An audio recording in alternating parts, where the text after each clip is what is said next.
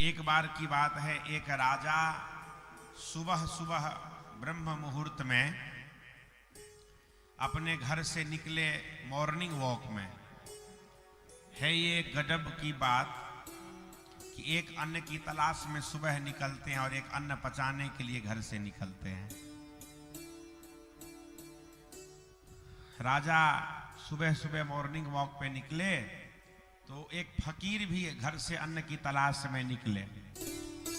संयोग से राजा और फकीर का नजर मिल गया एक दूसरे से। सीताराम राधे श्याम दोनों की हुई, दोनों अपने अपने मार्ग पे चले गए।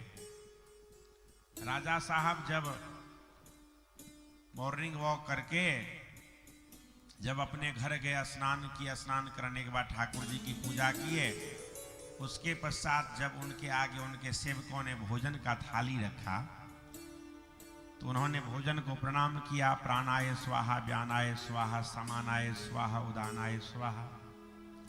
और अन्न माता अन्नपूर्णा को प्रणाम करके जैसे ही ग्रास उठाया भोजन करने के लिए, एक छिपकली ऊपर से गिर गई उनकी थाली में। अब वो भोजन ही नहीं कर पाए।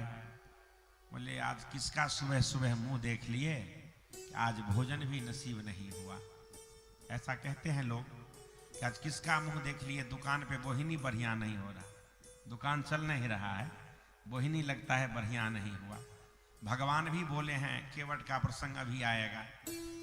राम जी बोलते हैं लक्ष्मण जी से, सीता मैया से, कि केवट तो मेरा बात ही नहीं मान रहा है। मैं कह रहा हूं लाओ लेके आओ, वो कह रहा है पहले पांव धुलाओ।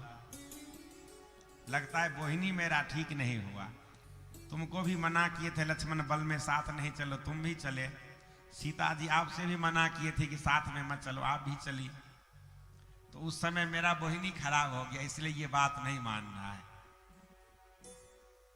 तो राजा साहब ने बोला कि आज किसके मुख का दर्शन हुआ, अन्न भी नसीब नहीं हुआ। जा करके बिस्तर पे सोचने लग गए।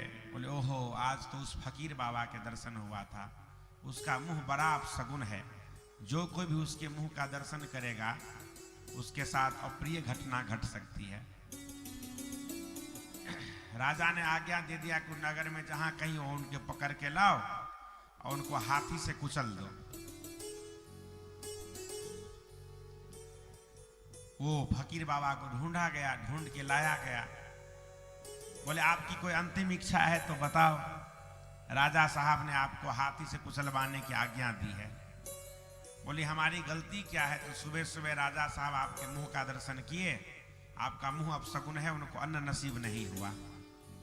बोले ठीक है, हम स्वीकार करते हैं। अंतिम इच्छा जो है वो पूरी सभा लगे, सभा में पूरे नगर के लोग आए, उस बीच में राजा साहब सिंहासन पे बैठे और सबके सामने मुझे हाथी से कुचलवा दिया जाए।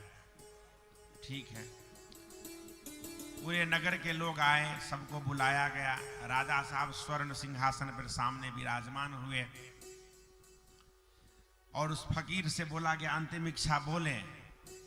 फकीर ने बहुत सुंदर बात कही कि सुबह सुबह मैंने राजा साहब के मुंह का दर्शन किया और राजा साहब ने मेरे मुंह का दर्शन किया। राजा साहब ने मेरे मुंह का दर्शन किया तो उनको आज अन्न नहीं मिला भोजन करने के लिए, पर मैंने उनके मुंह का दर्शन किया तो मुझे मृत्यु मिल रही है और हाथी मुझे कुचल रहा है। हे नगरवासियों, आप निर्णय कर दो किसका मुख अपशगुन हुआ, मेरा या राजा का? राजा साहब बड़े लज्जित हुए कि निश्चित ही मेरे मुंह का उसने पहले पहले दर्शन किया था, आज इसको मृत्यु मिल रही है हाथी से कुचलवाने की, तो मेरा ही मुंह अपशगुन हुआ। राजा साहब ने आज्ञा दिया कि इनको हाथी पे बिठा के सुंदर माला धारण करा के पूरे नगर में आदर के साथ घुमाया जाए। कहां तो हाथी से कुचलवाने की आज्ञा हुई, कहां नगर में घुमाया जा रहा है। क्यों? केवल एक बात बनाने से उसने शब्द को बदल दिया। एक शब्द के बदलने से उसके प्राण बच गए। बातन हाथी पाइये, बातन हाथी पाई, बातन सो विष उतरे, बातन विष चढ़ जाए। बात बनाने से उसके प्राण बच गए। तो बातन हाथी पाइये और बातन हाथी पाए, कहाँ तो हाथी से कुचलवाने की आज्ञा थी और कहाँ हाथी पे आरूढ़ हो गया। तो बातन हाथी पाइए, बातन हाथी पाए, बातन सो विष उतरे, बातन विष चढ़ी जाए। बातों से ही विष चढ़ी जाता है, इसलिए वाणी की संभाल जीवन में अवश्य होना चाहिए। कुसुम केश भूषण बसन चंदन हार सिंगार, हिसे मिटे वाणी अमिट सब शोभा आधार। सुंदर चंद्रहार, सुंदर पुष्पों की माला शाम होते होते ये मलिन हो जाती है। कुसुम केश भूषण और वस्त्र शाम होते होते गंदे हो जाते हैं। कुसुम केश भूषण बसन चंदन हार और श्रृंगार, घिसे मिटे पर वाणी अमिट सब शोभा आधार। सभी शोभाओं का आधार वाणी है, इसलिए वाणी की संभाल जीवन में अवश्य होना चाहिए।